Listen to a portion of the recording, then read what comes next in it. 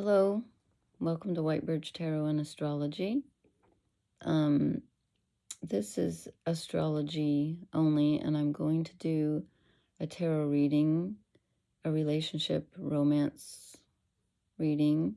I'll probably do that tomorrow. I'm really tired tonight. I had quite a day, a good day, but I'm tired. So, in fact, I'm so tired, I can't make myself go in and print the chart and go downstairs and sit at the table. So, I just got cozy upstairs and I thought, you know what, I'm just going to talk about it because we have this interesting thing going on, several things actually, but Venus is the star of the show right now, which is why I was thinking about a relationship reading, and also I've just been wanting to do one. But anyway, the Sun, Mars, and Venus are together. I think I mentioned that for the past two new moons and the past full moon.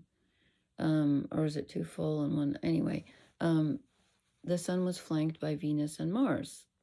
And now they're all in Capricorn. And now they're all like together at like 16 degrees. And so if you know where you have that in your chart, it would be very interesting.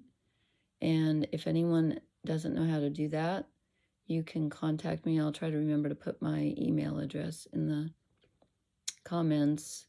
And it's free on astro.com. And I'll help you do that. Anyway, but for all of us, this is really important. So it's kind of like when we have a new moon. You would think when things are together with the Sun that there would be clarity and enlightenment and stuff like that. And in a way there is. But because they're conjunct the Sun, they're not visible in the sky. And since astrology is an earth-centered, I can't call it a science. It's a combination of, it's a sart. It's a science and an art. So since it's earth, centered, we're doing the calculations here on Earth. When things are not visible in the sky, the energy is kind of hidden, and it's like it goes into the underworld. And so Venus and Mars are with the Sun, so they're learning, okay, but we don't really get the message until later. So they are in Capricorn, and they are doing some deep work. And what they're trying to find out when they're in Capricorn is, this is my interpretation anyway, and I've listened to some other people talk, and sometimes I agree and sometimes I don't. But, and also the three of them are opposite Jupiter in Cancer. I didn't write down the degrees. I think Jupiter might be at 20. And so here's what's interesting. So this started about January 5th. I'm doing this, it's after midnight, so I'm doing this on the 8th, January 8th. Oh, that's David Bowie's birthday, Elvis Presley's birthday. Am I right about that? Yeah. And then tomorrow, the 9th, no, the 9th is Jimmy Page's birthday. That was an astounding time. Excuse me. So, happy birthday, David Bowie. I know he's gone. Anyway, so from like the 5th to the 16th, the Sun and Venus and Mars are all together, basically. And they're opposite Jupiter, as I said, in Cancer, so I'll talk about that. But so what they're learning right now is so Venus is what we value. It's our relationships, but it's also our relationship with money. It's our relationship with ourselves, so it's self-worth. It's our relationship with in a certain way, our bodies, because Venus is sensuality. And Mars is our physical energy, our willpower and our creativity, and sometimes our anger. It's like our get up and go, and what are we going to do? What's worth fighting? What's worth fighting for? And so when they're in Capricorn with the Sun, it's about thinking about what's real? Like, what do we really desire? Because Mars is desire. Venus, in a way, is desire. She's what attracts us, what we find beautiful, what we find harmonious, and what kind of people are we attracted to. They're both about that. But when they're in Capricorn, it's about, okay, what is real? What's stable? What's secure? What do I, what do I want to, I think they're in a winnowing out process, because it's like, what do I, what really is going to be lasting? What's going to be real? Saturn rules Capricorn, and Saturn's all about being real. Saturn's also about limitations, so it could be looking at, how am I limiting myself? And when they're opposite Jupiter in Cancer, then we get the childhood involved, the mother energy, emotional needs, how we were nurtured, all that comes up. Jupiter also magnifies everything and makes it feel bigger. Now, Jupiter also brings in a sense of optimism. However, Jupiter's still retrograde. So that makes it a little bit more about the past and less about the future.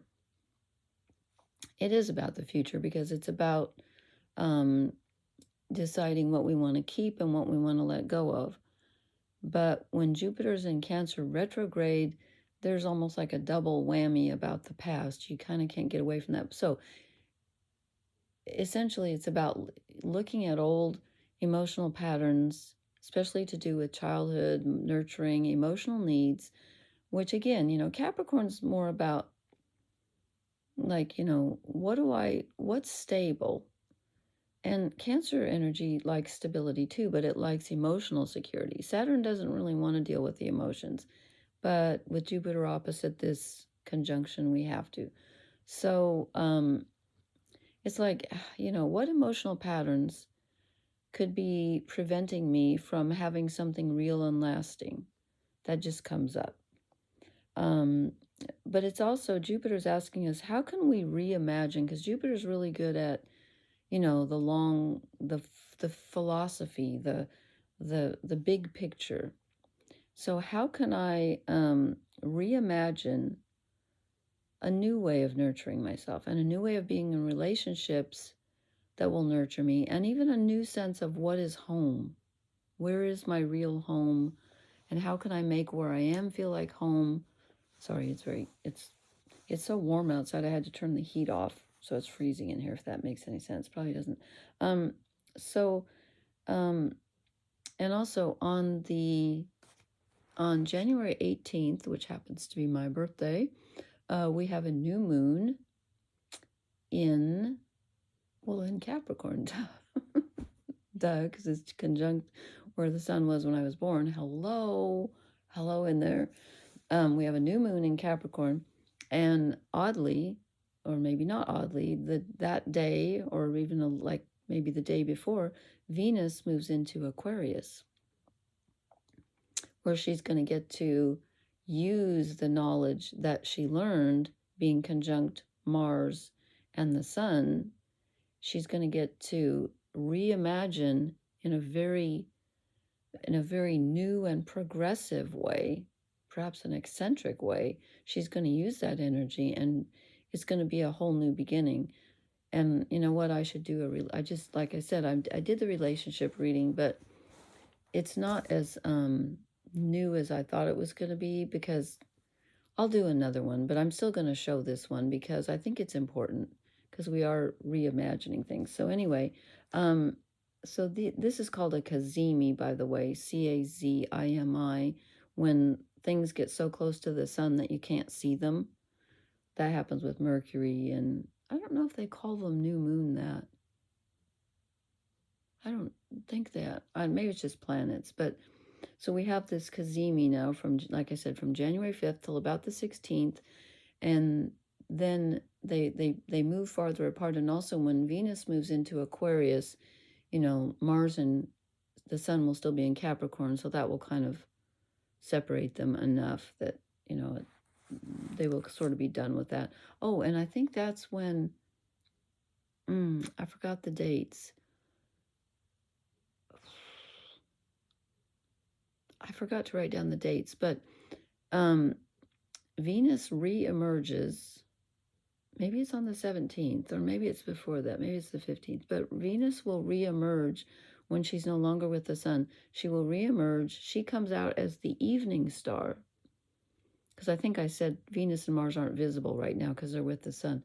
So Venus will re-emerge as the evening star, which is what I love because I don't see the morning stuff. I'm asleep. So I love her as the evening star. And then Mars comes out in the morning. So they're changing places, I guess, which is interesting. So as they move apart, so that will be I think in a week or so, because we're not that far off. If tomorrow's the 8th, actually I'm doing this after midnight, so it's the 8th technically, and this happens she moves into Aquarius on the 17th. That's not that long away. So anyway, so basically, we have a lot going on with all kinds of relationships, including with ourselves, including with money. And in Capricorn, as I said, it's about what's stable, what's going to be long-term and real, And again, Saturn points out where we need boundaries and where our boundaries are too strong, that we're not allowing things to come in. And I think a couple of the readings I pulled show that. So I'll try to do them tomorrow. They're on the table, but I think I'm too tired to do that. So I thought I'll do these separately so it won't be so long. So if you're interested in the tarot, that will probably be tomorrow. And anyway, do I have any more to say? I don't think so. If you have any questions about this, you can leave them in the comments. And please hit the like, share, and subscribe buttons. Leave me a comment. Let me know if this makes any sense or what's going on with you and relationships right now. And I will try to post tomorrow. So I don't know why I said it like that. Jeez. I'm goofy tired tonight. But okay, I think that's all I had to say. That's probably enough. So thank you for listening. I appreciate you. And blessings, everyone. Good night.